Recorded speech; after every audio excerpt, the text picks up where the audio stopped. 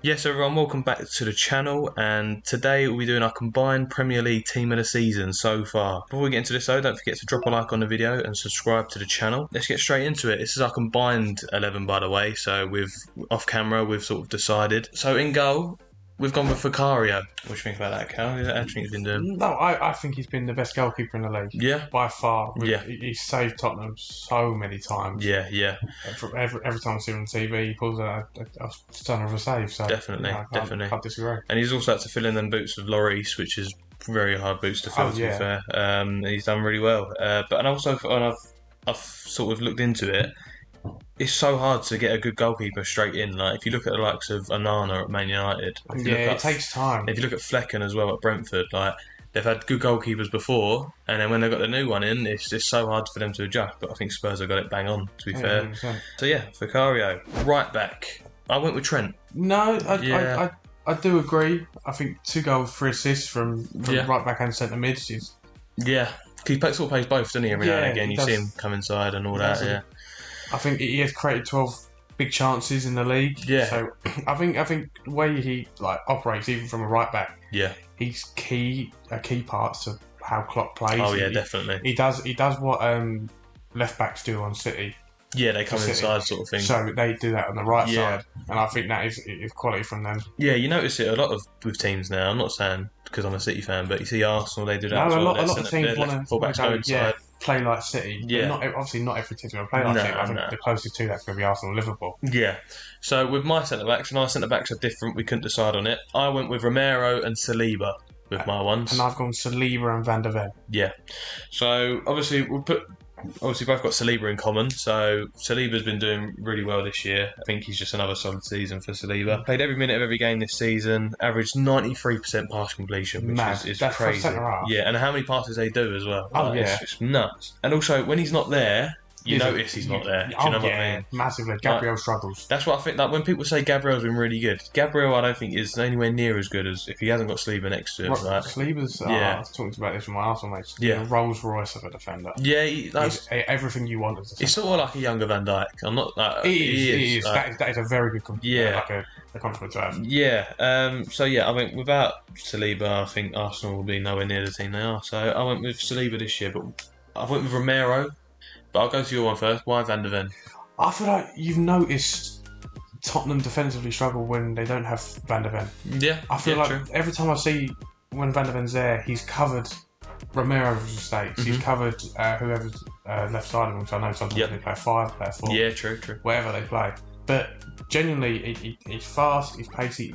I've not seen that man drop below a 7. Yeah. Whenever he's played. And I know he's injured for a long time, but I feel like you talk it up to this far, who's better, Romero or Van der Ven? I think even Tottenham fans would say they'd rather have Van der Ven. Yeah, fair enough. I mean, I went with Romero. I think Romero's been better this year, to be honest. Yeah. I just think the way he plays is just Postecoglou all over. Aggressive, do you know what I mean? Passionate. He gives everything. I think he is what Postecoglou wants, really. And I think he's been one of the reasons Tottenham been doing so well this year. But obviously Van der Ven as well, so we're the same. Left back, both agreed on this.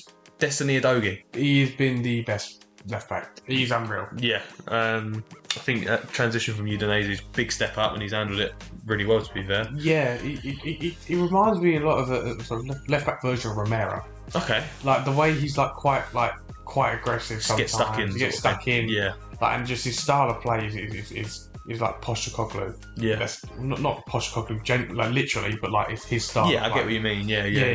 If you talk about stats, he's got nearly 3 tackles per game, Yeah. 2.5 clearances per game. Yeah, that's mental. 6 full recoveries. Yeah. And considering he made a massive step up from a mid-table side like Udinese to Spurs, exactly. There's not you can't really pick out one. Yeah. He's very bad at that. Yeah. Like you can with most left backs in the league. And you called it at the start of the season as well, players to watch out for. I did. I remember that video. Yeah. So onto the CDM. I think there's only one man for this one. Declan Rice. Yeah, exactly. Guy's unreal. Yeah. I think he is the best CDM in the world, and that's not just English bias. Yeah. I think he's been the best CDM in the world at the moment. Yes. I think Rodri's better, but obviously, it's debatable. Yeah. But I saw this on another podcast the other day. Name me something that Rodri could do the Declan Rice can't. I'm not saying Rodri is better in like saying he's not better at shooting, he's not better at passing. I'm just saying overall, I think he's just a better package. I just think he's fair enough. But I think I disagree, but that's fair enough. All my allegiance to Arsenal. Yeah, I think with his like winner against Luton, I don't know if you, that's a big one. That scores big goals. He's also a leader. Yeah. I don't know if you've seen it. Even in the team huddle, he tries to the team huddles. And I mean, captain at West Ham, wasn't he? So he was. Sort of their main man. He's kind of to a T, and an Arteta side. He likes leaders, a bit like what Odegaard was when you bring him in, a bit like what Zinchenko is when you bring him in. I think he just fits the philosophy that Arsenal are going for at the moment. Definitely. And also, what I thought with Declan Rice is, I thought he'd struggle with the passing, sort of, one-touch stuff, and all that. He's handling really well. His quality. You look at modern day centre mid, they get the ball, and I'm going to quote a line on TV, he gets the ball and fucks off. Generally gets the ball, runs with it. And I think this season he just gets the ball from deep and he runs through and he starts the attack. Yeah, definitely. Throws it out to the wings, and that's where he got most of their goals from this year from him. Centre mids, John McGinn and Phil Foden. We'll start with McGinn. I think we both agree on this. He's been quality. This season he's been amazing. Yeah. He's been amazing. You look at Aston Villa, I just feel like you can't talk about Aston Villa without talking about two players, him and Ollie Watkins. Yeah, 100%. Five goals, 2 assists this year. For a centre mid, that is. Yeah. For a CDM, he's not even just a centre mid, he's a defensive midfielder. Yeah, it's crazy. He gets 1.5 key passes a game, 1.5 tackles per game. Like he's a typical box-to-box midfielder. He loves a challenge. Yeah. I don't know if you've seen it, but he loves a challenge. He riles up the crowd. Yeah.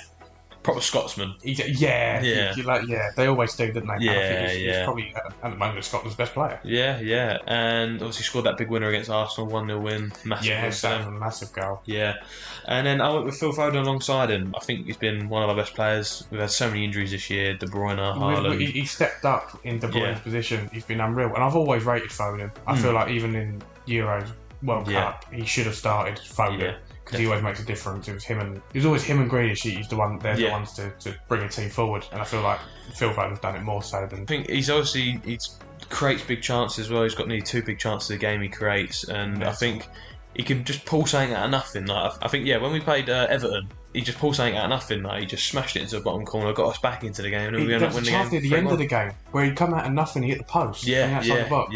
He's just he can just with a split second he can just pull something out of the bag, and I think that's just what we need. So I went with Phil Foden. No, I agree. I agree. No, you just said that. Right winger. There is no. If anyone else puts anything different than Mo Salah, I think you're. Exactly. I know he's Mr. Consistent for Liverpool. I think even when Liverpool have a bad season, people call him having a bad season, but he's not. Liverpool are top of the league. He's got 12 goals, 7 assists, and exactly already. It's mental. It is ridiculous. Yeah, and he's 31 as well. He's still doing it. And you put him 1-on-1 against any left back in the league, I'd have Salah over anyone else. Yeah.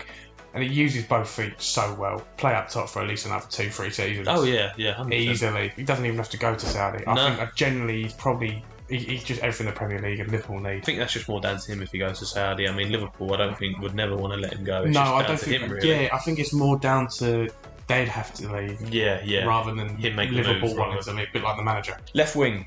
Heung-min Son. Yeah, 100%. 11 goals, 4 assists. I think that's all it needs to say. At the start of the season, him and Maddison were on fire. And I think him more so than Maddison. Play striker and left wing. And I think with our previous video, I think you suggested a striker for Tottenham to buy. Yeah. And he's been playing striker, Son. It's not his natural position, but he's been I just quality feel like take the pressure off Son, but you put the pressure on Son, he gets you 11 goals. Exactly that, yeah. So I think Son's the best left winger in the league at the moment. Striker, we're split on this one. I am split on this. I went with Erling Haaland because I think he's just been typical Erling Haaland. He's been injured.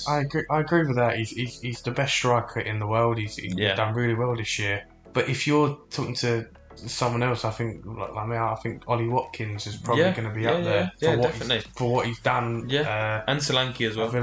So they're all honourable shouts. I think Haaland more so than Ollie Watkins and Solanke, but my Ollie Watkins shout was the amount of goals he's done, the amount of assists he's done. He links up play. He's everything you need at the moment. Yeah, definitely like a one to mention. Like he should be definitely in and around that team of the season talk. But now Harry Kane's out of the league, you are now starting to see more strikers coming to the mix. And obviously nowhere near the levels of Haaland. No. And I think feel like that's probably the little downfall. It's so hard to get to that level. But no one's ever going to be the same level as Haaland, so it's probably why we've put him. Yeah, and I just think obviously without any injuries we've had as well this year, or especially he has as well. He's had injuries, he's out now, isn't he? Yeah, he's missed a load of games. He's still top goal scorer. So it's ridiculous. That says it all. But yeah, that is our team of the season so far. What did you make of it, guys? Any ones that we missed out? Any ones that you think don't deserve to be in there? Let us know in the comments down below. Don't forget to like the video, subscribe to the channel, and we'll catch you in the next one. Peace.